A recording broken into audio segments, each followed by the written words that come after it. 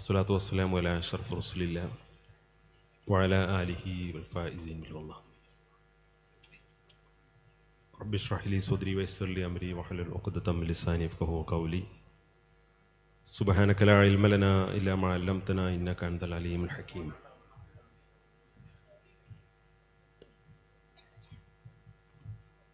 ആത്മാഭിമാനവും ആത്മവിശ്വാസവും പകർന്നു നൽകുന്ന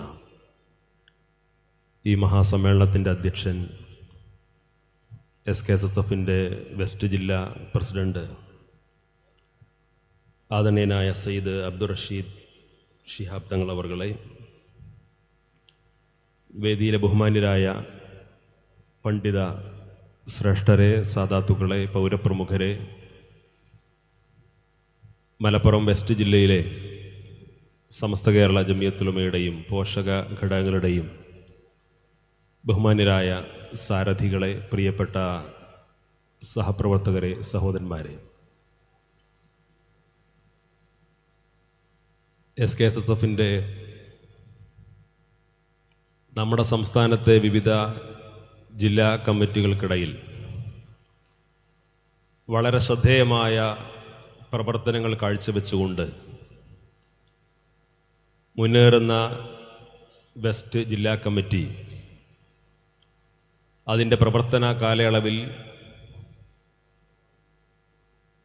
വളരെ പ്രധാനപ്പെട്ട ഒരു നാഴികക്കല്ലായി രേഖപ്പെടുത്താവുന്ന ഒരു സമ്മേളനമാണ് ഇന്നിവിടെ സമാപിക്കാൻ വേണ്ടി പോകുന്നത്.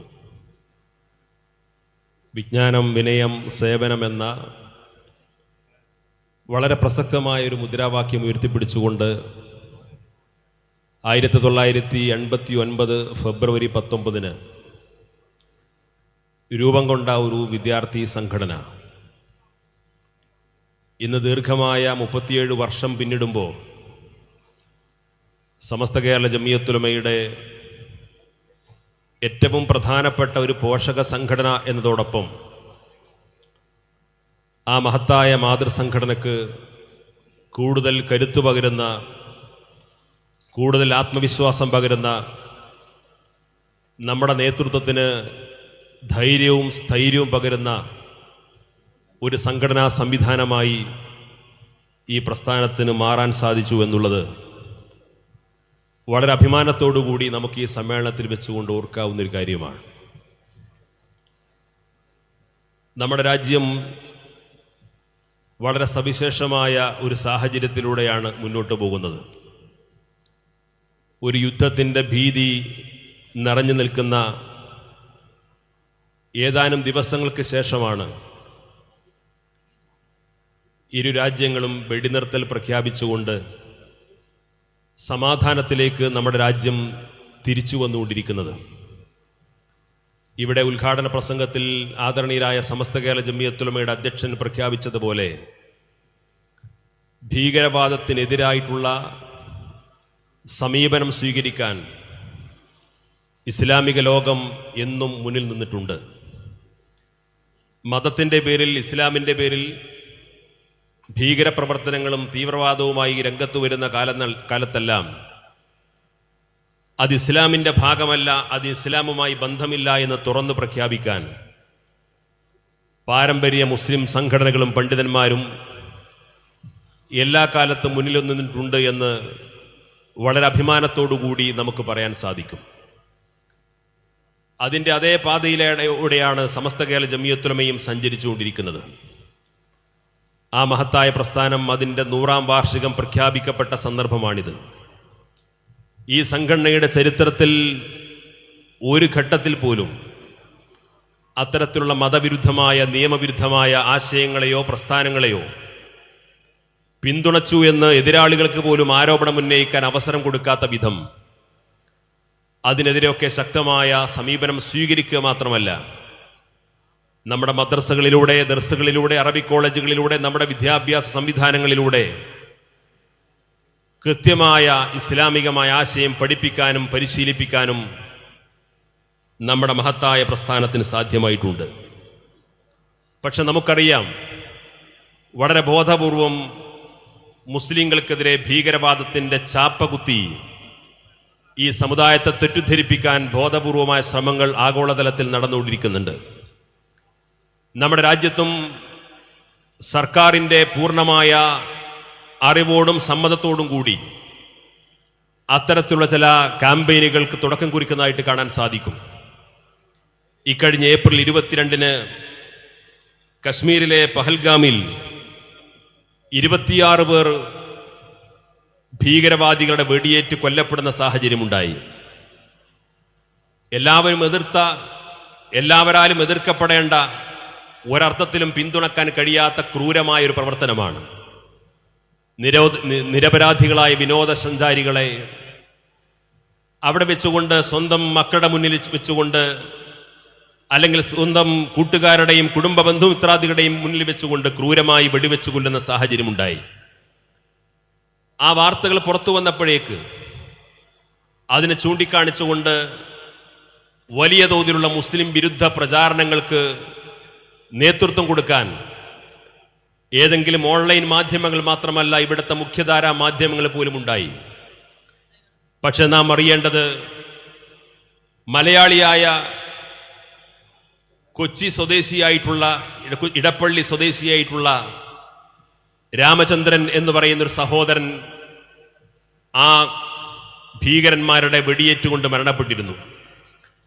ആ മരണപ്പെട്ട വാർത്ത പുറത്തു വന്ന് അദ്ദേഹത്തിൻ്റെ മകൾ ആരതി എന്ന് പറയുന്നൊരു സഹോദരി അവരിവിടുത്തെ മാധ്യമങ്ങളോട് വിളിച്ചു പറഞ്ഞൊരു കാര്യമുണ്ട്.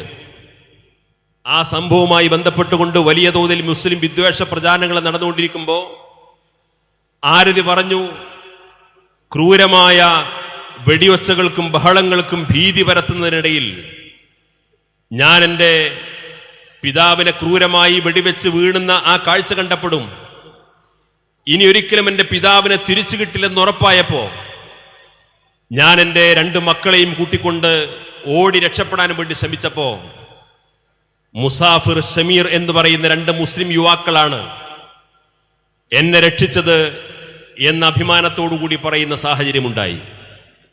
പറയുക മാത്രമല്ല, എനിക്ക് എൻ്റെ പിതാവ് നഷ്ടപ്പെട്ടു, എൻ്റെ മക്കളെയും കൊണ്ട് ഞാൻ നാട്ടിലേക്ക് പോരുമ്പോൾ എനിക്ക് കശ്മീരിൽ 2 മുസ്ലിം സഹോദരന്മാരുണ്ട്, അവരെ അള്ളാഹു രക്ഷിക്കട്ടെ എന്ന് ആരതി എന്ന മലയാളി സഹോദരി വിളിച്ചു പറയുന്ന സാഹചര്യമുണ്ടായി.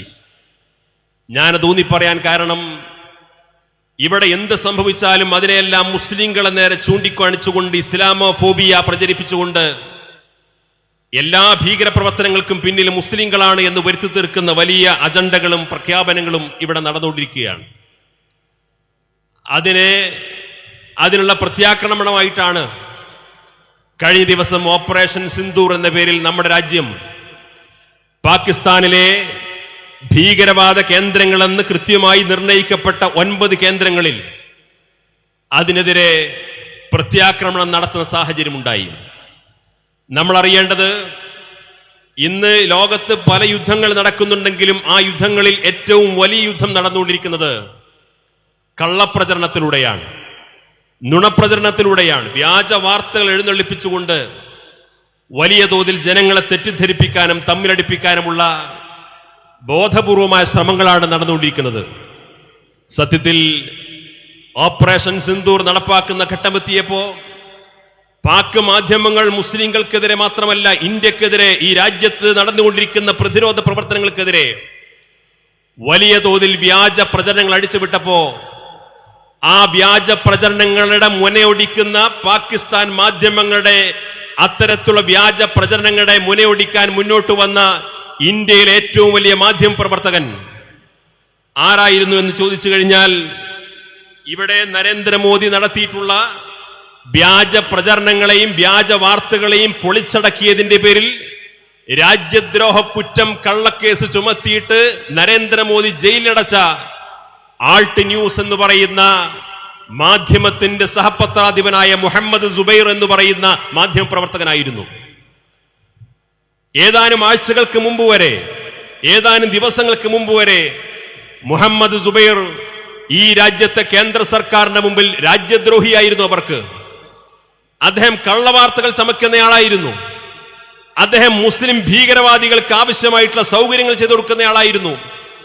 പക്ഷേ പാകിസ്ഥാൻ മാധ്യമങ്ങൾ ഇന്ത്യക്കെതിരെ വ്യാജ വാർത്ത ചമച്ച് രംഗത്ത് വന്നപ്പോ ആ വ്യാജ വാർത്തകളെ ചൂണ്ടിക്കാണിച്ചുകൊണ്ട് അതിന്റെ ആധികാരികതയെ ചോദ്യം ചെയ്തുകൊണ്ട് അത് കള്ളവാർത്തയാണെന്ന് ലോകത്തോട് വിളിച്ചു പറഞ്ഞ ഏറ്റവും പ്രധാനപ്പെട്ട മാധ്യമപ്രവർത്തകൻ ഏതാനും ദിവസങ്ങൾക്ക് മുമ്പ് വരെ നരേന്ദ്രമോദിയുടെയും യോഗിയുടെയും മുമ്പിൽ രാജ്യദ്രോഹിയായി കള്ളക്കേസ് ചുമത്തി ജയിലടക്കിച്ച് രാജ്യദ്രോഹി എന്ന് വിളിച്ച മുഹമ്മദ് സുബൈർ എന്ന് പറയുന്ന മുസ്ലിം മാധ്യമപ്രവർത്തകനായിരുന്നു. ഞാൻ പറഞ്ഞു വരുന്ന കാര്യം, ഇവിടെ നമ്മുടെ രാജ്യത്ത് എന്ത് സംഭവിച്ചാലും അതിനെ ചൂണ്ടിക്കാണിച്ചുകൊണ്ട് വലിയ തോതിലുള്ള മുസ്ലിം വിദ്വേഷ പ്രചരണങ്ങൾ അടിച്ചുവിട്ട് മുസ്ലിങ്ങൾ എന്ന് പറഞ്ഞാൽ അവർ അപകടകാരികളാണ്, അവരടുപ്പിക്കാൻ പാടില്ലാത്തവരാണ്, അവർ ഈ നാടിന്റെ ശത്രുക്കളാണ് എന്ന് വരുത്തി തീർക്കാൻ ബോധപൂർവമായ ശ്രമങ്ങളാണ് ഇവിടെ നടന്നുകൊണ്ടിരിക്കുന്നത്. അതുകൊണ്ടാണ് ഇത്തരത്തിലുള്ള യാഥാർത്ഥ്യങ്ങളൊക്കെ നിലനിൽക്കെ തന്നെ ഒരു കാര്യം ഞാൻ പ്രത്യേകമായിട്ട് സൂചിപ്പിക്കുന്നു. പഹൽഗാമിലെ ആ ഭീകര ആക്രമത്തെ എല്ലാവരും എതിർക്കുന്നു, ശക്തമായി വിമർശിക്കുന്നു. ആർക്കും അതിനെ പിന്തുണക്കാൻ കഴിയില്ല. നിഷ്ഠൂരമായ പ്രവർത്തനമാണ്. ആക്രമത്തിന് പിന്നിൽ പ്രവർത്തിച്ചിട്ടുള്ള മുഴുവൻ ആളുകളെയും നിയമത്തിന് മുമ്പിൽ കൊണ്ടുവന്ന് പരമാവധി ശിക്ഷ വാങ്ങിച്ചു കൊടുക്കണമെന്ന കാര്യത്തിൽ ആർക്കും തർക്കമില്ല. ഓപ്പറേഷൻ സിന്ദൂർ, അതിനെതിരായിട്ടുള്ള പ്രത്യാക്രമണം നമ്മുടെ രാജ്യത്ത് നടന്നപ്പോ ഇന്ത്യ രാജ്യത്ത് 140 കോടി ജനങ്ങളും അതിനനുകൂലമായിട്ട് പിന്തുണ പ്രഖ്യാപിച്ചു. ഈ രാജ്യത്തിന്റെ കൂടെ നിൽക്കുന്ന, രാജ്യത്തിന്റെ പ്രതിരോധ പ്രവർത്തനങ്ങൾക്ക് വേണ്ടി അതിന്റെ കൂടെ നിൽക്കുന്ന സാഹചര്യം ഉണ്ടായി. അതെല്ലാം ശരിവെച്ചുകൊണ്ട് തന്നെ പറയുന്നു, എന്നാൽ 26 നിരപരാധികളെ ഭീകരവാദികൾക്ക് വെടിവെച്ചു കൊല്ലാൻ അവസരം സൃഷ്ടിക്കപ്പെടുന്ന സംഭവത്തിൽ കേന്ദ്ര ഗവൺമെന്റിന്റെ സുരക്ഷാ വീഴ്ച ഇനി ചർച്ച ചെയ്യാതിരുന്നുകൂടാ എന്ന് പ്രത്യേകമായിട്ട് നമ്മൾ തിരിച്ചറിയേണ്ടതാണ്. ഇതെല്ലാം നടന്നു, പ്രത്യാക്രമണവും നടന്നു. പക്ഷേ ഇപ്പോഴും അവിടെ ബാക്കി നിൽക്കുന്നത് 26 നിരപരാധികൾ കൊല ചെയ്യപ്പെട്ട ആ സംഭവത്തിൽ അതിലെ കേന്ദ്ര സർക്കാരിന്റെ സുരക്ഷാ വീഴ്ചയെക്കുറിച്ച് രാജ്യം ചർച്ച ചെയ്യണം. അത് മൂടിവെക്കാൻ ഓപ്പറേഷൻ സിന്ദൂർ കൊണ്ടും സാധ്യമല്ല എന്ന് സാന്ദർഭികമായിട്ട് സൂചിപ്പിക്കാൻ ഈ അവസരം ഉപയോഗപ്പെടുത്തുകയാണ്. അതുമാത്രമല്ല, ഇതെല്ലാം നടന്നു, രാജ്യത്തിന്റെ മുഖച്ഛായ തന്നെ മാറി. ആഗോളതലത്തിൽ തന്നെ ഇന്ത്യയുമായി ബന്ധപ്പെട്ട ചർച്ചകളും വാർത്തകളും എല്ലാം മാറി. എല്ലാം മാറിയിട്ടുണ്ടെങ്കിൽ പോലും വഖഫ് ഭേദഗതി നിയമം ഇവിടെ പാസാക്കപ്പെട്ടിട്ടുണ്ട്. അത് മറക്കാൻ സമയമായിട്ടില്ല. ബുൾഡോസർ രാജിലൂടെ ഉത്തരേന്ത്യയിലെ തെരുവോരങ്ങളിൽ 100 കണക്കിന് പള്ളികളും 1000 മുസ്ലിം വീടുകളും തകർത്തെറിഞ്ഞിട്ടുണ്ട്.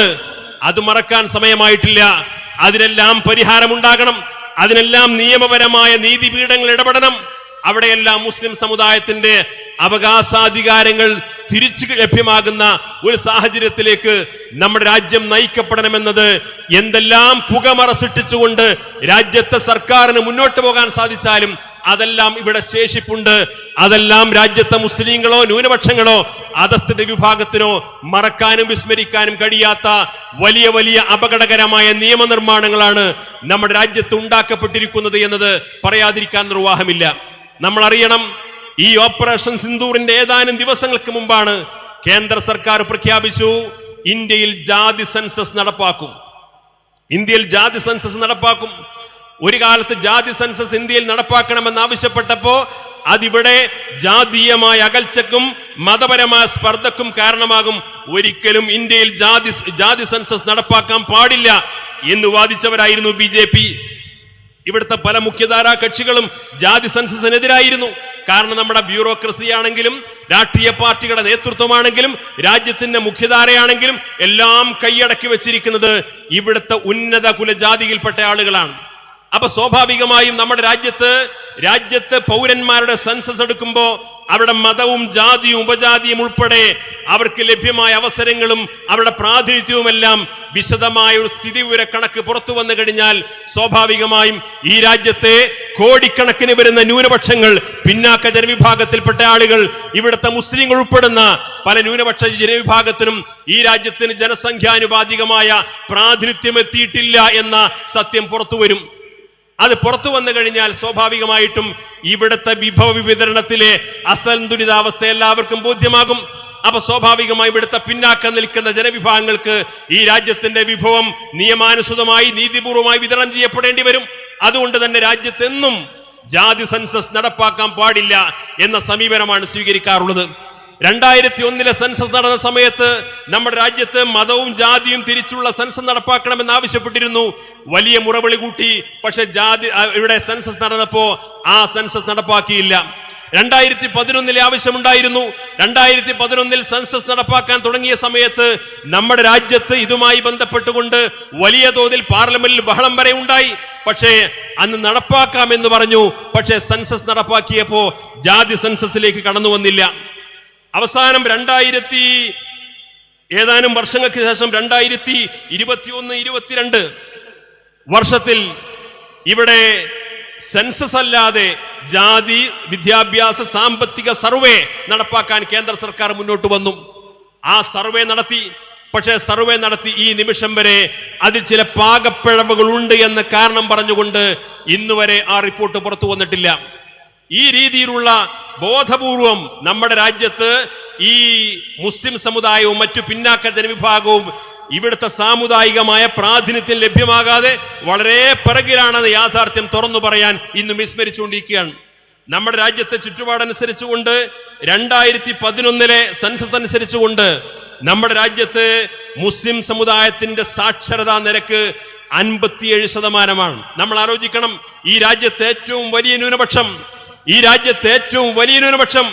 രാജ്യത്തെ പ്രബല ന്യൂനപക്ഷമായ ഇന്ത്യയിലെ മുസ്ലിങ്ങളുടെ സാക്ഷരതാ നിരക്ക് 57%. അതിന്റെ അർത്ഥം ഈ രാജ്യത്ത് 20 കോടിയോളം വരുന്ന മുസ്ലിങ്ങളിൽ പകുതിയോളം വരുന്ന മുസ്ലിങ്ങൾക്ക് എഴുത്തും വായനയും അറിയില്ല എന്ന യാഥാർത്ഥ്യം നമ്മൾ തിരിച്ചറിയണം. നമ്മുടെ രാജ്യത്തെ മുസ്ലിം സമുദായത്തിന്റെ സാക്ഷരതാ നിരക്ക് അതാണ്. എന്നാൽ കേരളത്തിലേക്ക് തിരിച്ചു വന്നാലോ, എല്ലാം നേടിയെന്ന് നമ്മൾ പറയാറുണ്ട്. സാമ്പത്തികമായി നമ്മൾ അഭിവൃദ്ധിപ്പെട്ടിട്ടുണ്ടാകാം, നമുക്ക് അനുകൂലമായിട്ടുള്ള പല സാഹചര്യങ്ങളും ഉണ്ടാകാം. നമ്മുടെ രാഷ്ട്രീയവും മതപരവുമായിട്ടുള്ള സംഘടിതമായ പ്രവർത്തനങ്ങൾ കൊണ്ട് ഒരുപാട് മുന്നേറ്റം നമ്മുടെ സമൂഹത്തിൽ ഉണ്ടാക്കാൻ സാധിച്ചിട്ടുണ്ട്. പക്ഷേ നമ്മുടെ രാജ്യത്ത്, നമ്മുടെ സംസ്ഥാനത്ത് ഈ കഴിഞ്ഞ 2024 ജൂൺ 19 നമ്മുടെ മലപ്പുറം MLA ഉബൈദുള്ള സാഹിബ് നിയമസഭയിൽ ചോദിച്ച ചോദ്യത്തിന് ഉത്തരമായി അന്നത്തെ മന്ത്രി K. രാധാകൃഷ്ണൻ നൽകിയ കണക്കനുസരിച്ചുകൊണ്ട് കേരളത്തിലെ മുസ്ലിം സമുദായത്തിന് ഇവിടുത്തെ ജനസംഖ്യാപരമായ പ്രാതിനിധ്യം 28.1%. കേരളത്തെ മൊത്തം ജനസംഖ്യയിൽ 28% മുസ്ലിങ്ങളാണ്. പക്ഷേ എല്ലാം നേടിയെന്ന് അവകാശപ്പെടുന്ന നമ്മുടെ സംസ്ഥാനത്ത് 28% ജനസംഖ്യയുള്ള മുസ്ലിങ്ങൾക്ക് ഈ രാജ്യത്തെ സംസ്ഥാനത്ത് സർക്കാർ സർവീസിലുള്ള പ്രാതിനിധ്യം 13.52% മാത്രമാണ്. നമ്മൾ എത്രത്തോളം പിന്നാക്കമാണ്. അപ്പൊ സ്വാഭാവികമായിട്ടും ജാതി സെൻസസ് എന്തുകൊണ്ട് നടപ്പാക്കണമെന്ന് ചോദിച്ചു കഴിഞ്ഞാൽ ഈ രാജ്യത്തെ ഓരോ മതവിഭാഗത്തിനും മതപരമായി ജാതീയമായി അവരെ വേർതിരിച്ചുകൊണ്ട് അവർക്ക് ഈ രാജ്യത്ത് എത്രത്തോളം സർക്കാർ സർവീസിലും തൊഴിൽ മേഖലയിലും വിദ്യാഭ്യാസ രംഗത്തും പ്രാതിനിധ്യം നേടിയിട്ടുണ്ട് എന്നതിന്റെ സർക്കാരിന്റെ ആധികാരികമായ കണക്ക് പുറത്തു വന്നു കഴിഞ്ഞാൽ ഇവിടെ ഇന്ന് നടന്നുകൊണ്ടിരിക്കുന്ന സംവരണങ്ങൾ പുനർനിർണയിക്കേണ്ടി വരും. ഇവിടെ നടക്കുന്ന പല ക്ഷേമ പദ്ധതികളും പുനർനിർണയിക്കേണ്ടി വരും. ഇവിടെ പല പിന്നാക്കത്തിന്റെയും അതേപോലെ മറ്റു പല ഓമന പേരുകൾ ഇട്ടുകൊണ്ട് പല രീതിയിലുള്ള ആനുകൂല്യങ്ങൾ പറ്റുന്ന ആളുകളെ സംബന്ധിച്ചിടത്തോളം അവരെ ഒന്നും നമ്മൾ ആക്ഷേപിക്കുന്നില്ല. പക്ഷേ അർഹതപ്പെട്ട ന്യായമായ നീതിപൂർവമായ അവകാശങ്ങളെ ഈ സമുദായത്തിന് വകവെച്ചു കൊടുക്കേണ്ടി വരും. അതുകൊണ്ട് തന്നെ നമ്മുടെ രാജ്യത്ത് ഈ ജാതി സെൻസസ് നടപ്പാക്കണമെന്ന കാര്യത്തിൽ ഒരു വിട്ടുവീഴ്ചക്കും നമ്മൾ സന്നദ്ധമാകാൻ പാടില്ല. നമ്മുടെ രാജ്യത്ത് അത് നടപ്പാക്കിയേ തീരൂ. രാഹുൽ ഗാന്ധി ഭാരത് ജോഡോ യാത്ര നടത്തിയപ്പോ അദ്ദേഹം ഉന്നയിച്ചു ഇന്ത്യയിൽ ജാതി സെൻസസ് നടപ്പാക്കണം. നമുക്കറിയാം, ഇവിടെ ബീഹാറിൽ ജാതി സെൻസസ് നടപ്പാക്കി, സംസ്ഥാന ഗവൺമെന്റാണ് നടപ്പാക്കിയത്. തെലങ്കാനയിൽ സംസ്ഥാന ഗവൺമെന്റ് ജാതി സെൻസസ് നടത്തി. ആ ജാതി സെൻസസ് അനുസരിച്ചുകൊണ്ട് ചെറിയ ചില ക്ഷേമ പദ്ധതികൾ അവർ ആവിഷ്കരിച്ചു.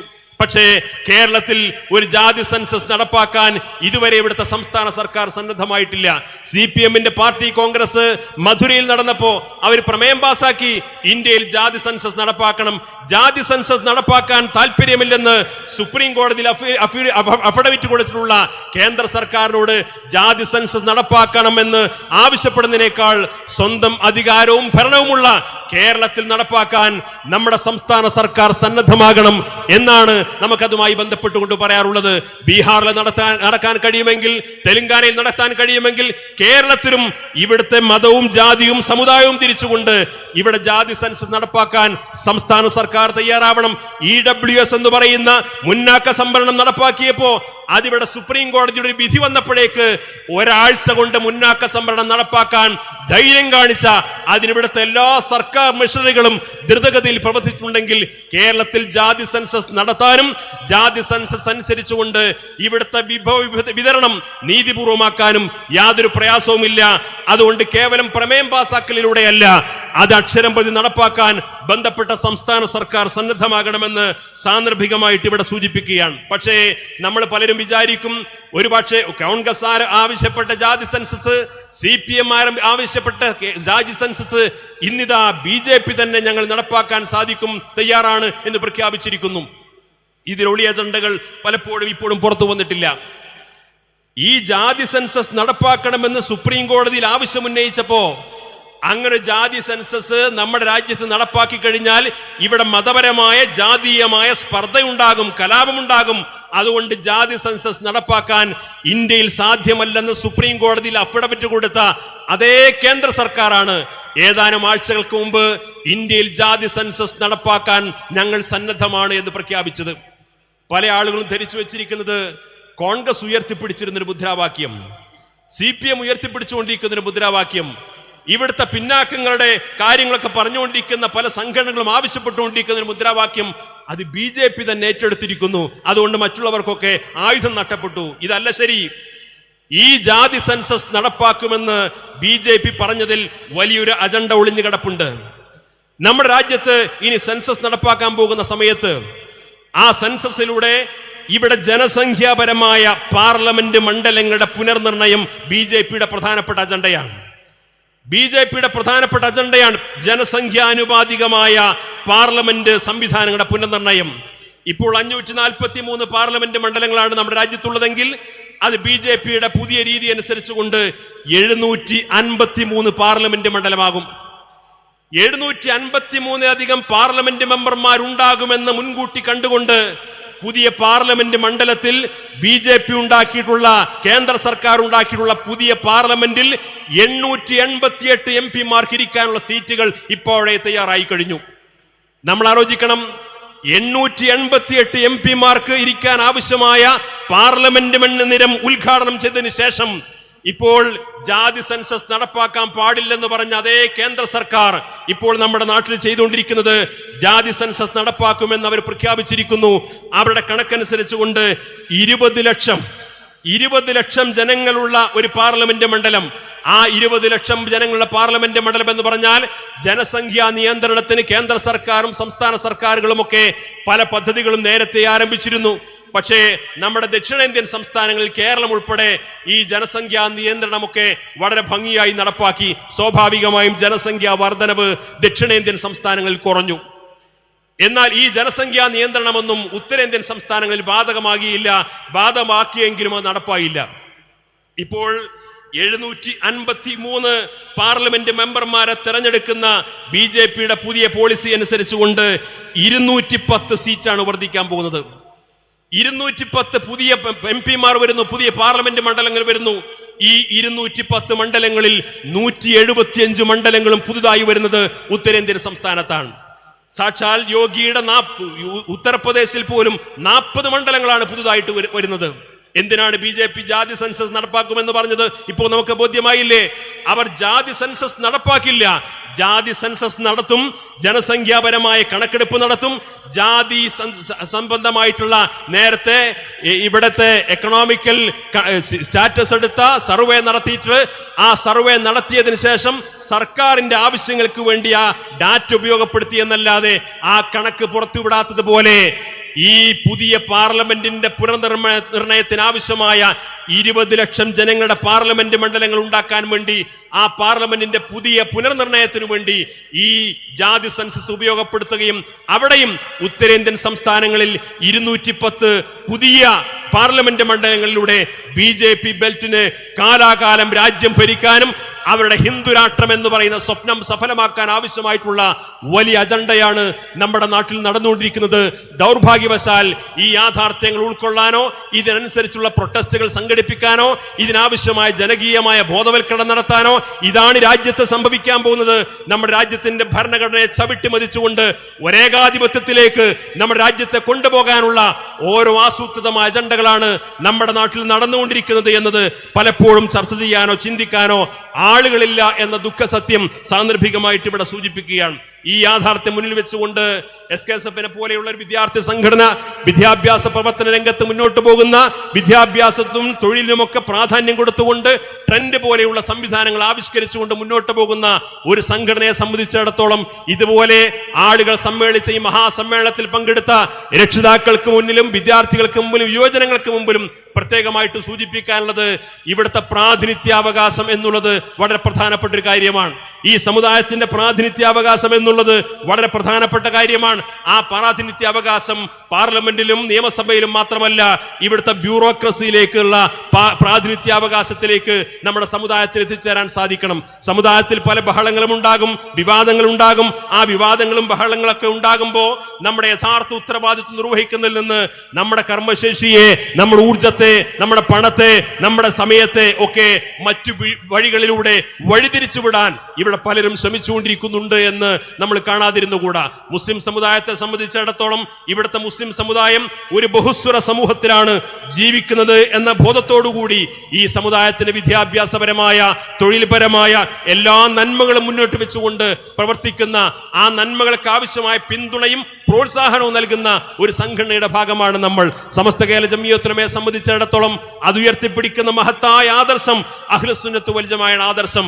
ആ അഹ്ലുസുന്നത്ത് വൽ ജമാഅയുടെ ആദർശം മുറുകെ പിടിച്ചുകൊണ്ട് സൂഫി പാരമ്പര്യത്തിലൂടെ ഒരു ബഹുസ്വര സമൂഹത്തിന് മുമ്പിൽ എങ്ങനെയാണ് മുസ്ലിം ജീവിക്കേണ്ടതെന്ന് പ്രസംഗിക്കുകയോ എഴുതുകയോ അല്ല, ജീവിച്ച് കാണിച്ചു കൊടുത്തിട്ടുള്ള 100 വർഷത്തെ ഒരു മഹിതമായ പാരമ്പര്യമാണ് നമ്മുടെ മുമ്പിലുള്ളത്.